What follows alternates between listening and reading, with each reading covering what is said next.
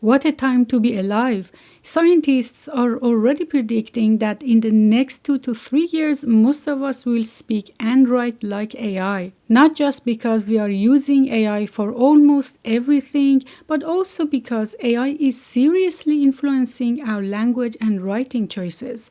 It's almost like brainwashing us in a subtle yet consistent way. The big question is, if soon we would naturally write like AI, will then watermarking AI-generated text, such as Anthropic's recent decision to do so, even work? And who will eventually take credit for anything written anywhere? Are we stuck in a loop of training models that can write like us just to be told we sound like them?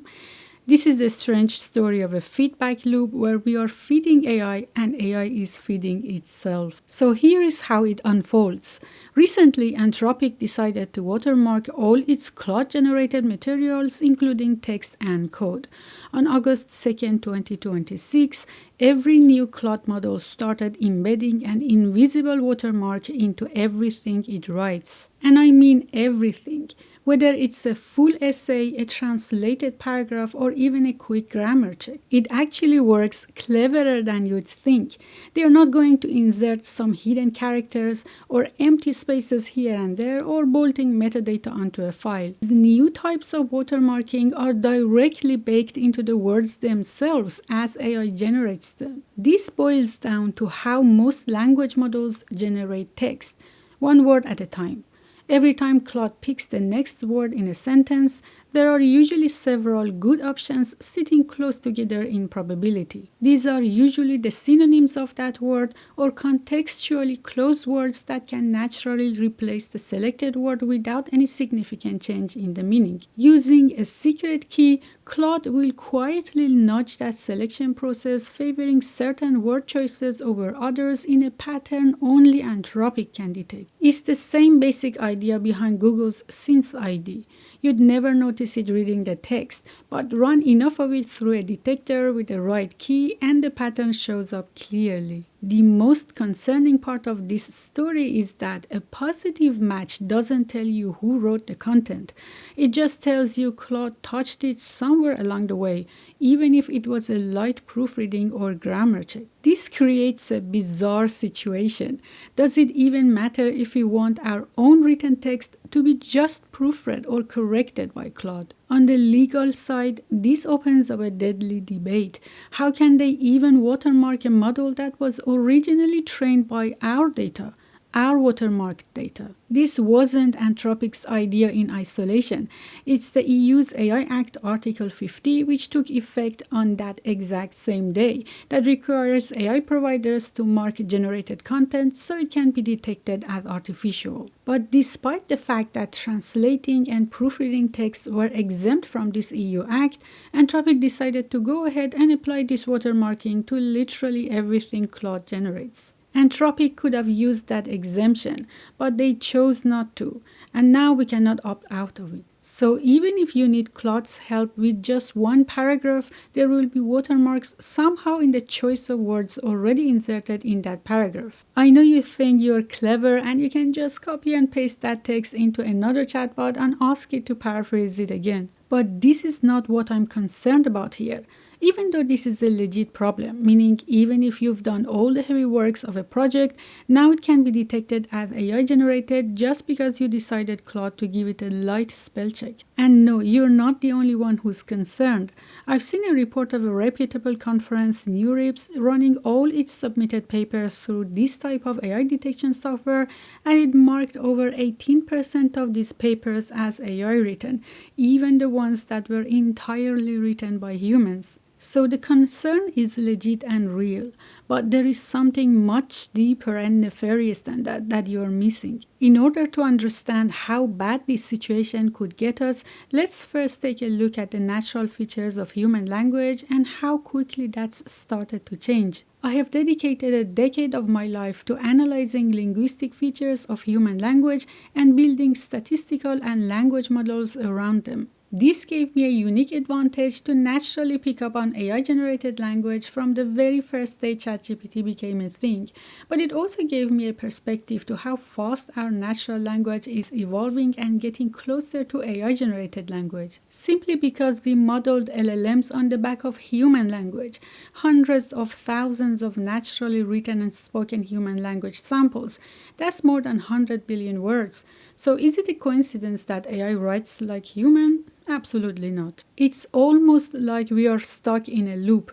We train these AI models with our generated language. The AI models learn to write like us. We use the AI models that write like us to write for us. And now even when we sit down and write something ourselves with zero AI involved, it comes out sounding like the AI we trained. It's a hilarious situation. The detector goes looking for AI sounding text and it genuinely can't tell the difference anymore.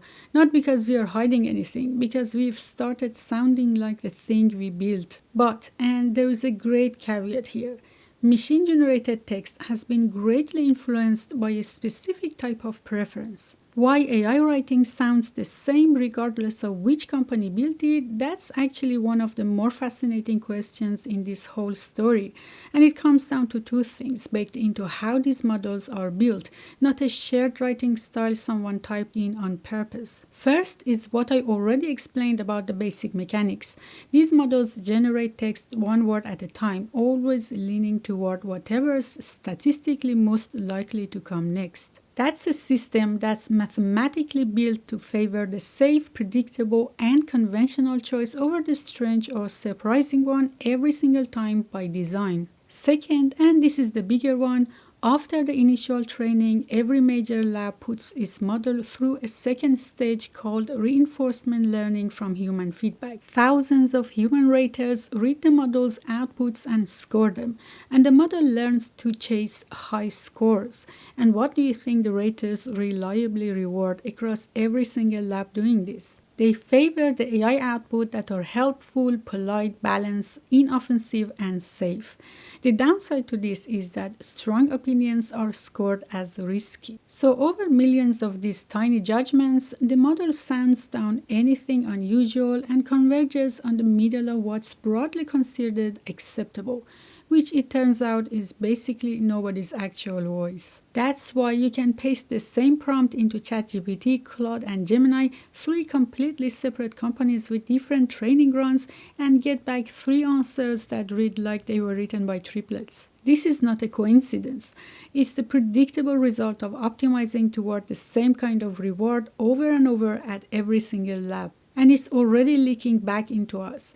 Researchers at the Max Planck Institute found that academic YouTubers started using AI-favored words up to 51% more often after ChatGPT's release. A Cornell study found AI tools nudging Indian English speakers' writing to sound more American.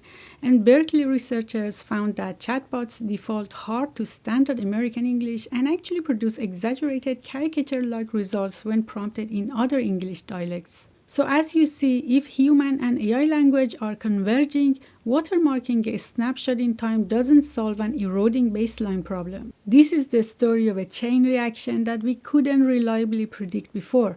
Every day, more human writing passes through an AI somewhere in its life, whether drafted by it, translated by it, or just proofread by it. At the exact same time, these models are partly retrained and fine-tuned by these same written materials that AI scrapes from the internet. It's a strange feedback loop where AI is feeding itself.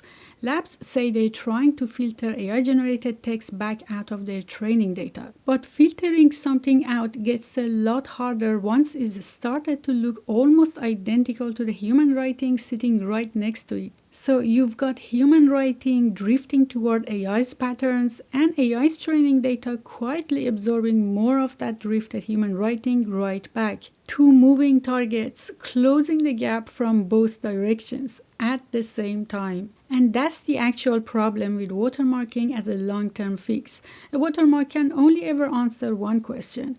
Did this specific piece of text pass through this specific model? It's a snapshot. It says nothing about the baseline it's being compared against. And that baseline, ordinary human writing, is the thing that's unfairly shifting under our feet year over year. Researchers at USC made a comparison I can't stop thinking about. They likened this kind of AI driven homogenization to the linguistic control in Orwell's 1984, not because anyone is doing it on purpose, but because the effect a handful of companies steering how billions of people write and think ends up looking similar either way. As a linguist, this situation is really unsettling for me because language is a dynamic process and has always naturally changed over time. But the changes has always been along a generation or decades of organic change across a culture. What's different this time is the speed and the source. This is the first time in history that we are witnessing a sudden large-scale language change. It's just months driven by a handful of companies' training choices applied to billions of people at once. We've genuinely never had a force like that acting on human language before. We are losing our linguistic diversity and we cannot find anyone to blame it on. So here's where I actually land. The question was never really, can a watermark catch AI text? It clearly can today, reasonably well. The real question is, what exactly are we going to be compared against in 5 years once normal human writing and AI writing are not two separate things anymore, but two names for the same thing?